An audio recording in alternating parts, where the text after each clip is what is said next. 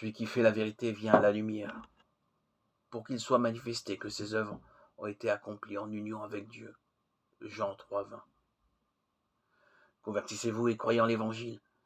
Cette conversion consiste avant tout à ouvrir notre cœur, afin de reconnaître les multiples expressions de pauvreté et à manifester le royaume de Dieu par un mode de vie cohérent avec la foi que nous professons.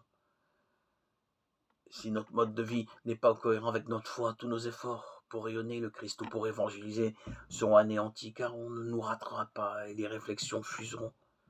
Ce n'est pas chose facile, mais c'est un enjeu véritable. Rendons grâce pour tous les petits sacrifices faits avec amour, parce qu'ils portent beaucoup de fruits. N'allez pas compter sur les fraudes, n'aspirez pas au profit. Si vous amassez des richesses, n'y mettez pas votre cœur. Psaume 6, 10. Suivre Jésus implique à cet égard un changement de mentalité, c'est-à-dire de relever le défi du partage et de la participation. Devenir ses disciples implique le choix de ne pas accumuler les trésors sur la terre, qui donne l'illusion d'une sécurité, en réalité fragile et éphémère.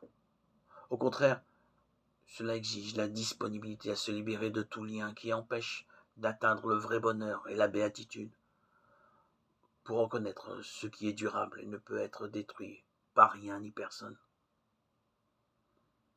On se trompe parfois de priorité, on manque parfois de confiance en pensant que Dieu ne peut pourvoir à tous nos besoins. Suivre Jésus est exigeant et réoriente notre vie et nos comportements. Nous vivons pour le royaume des ici, nous vivons pour aimer. Prions pour la conversion radicale de ceux qui suivent le Christ, en commençant par ma conversion.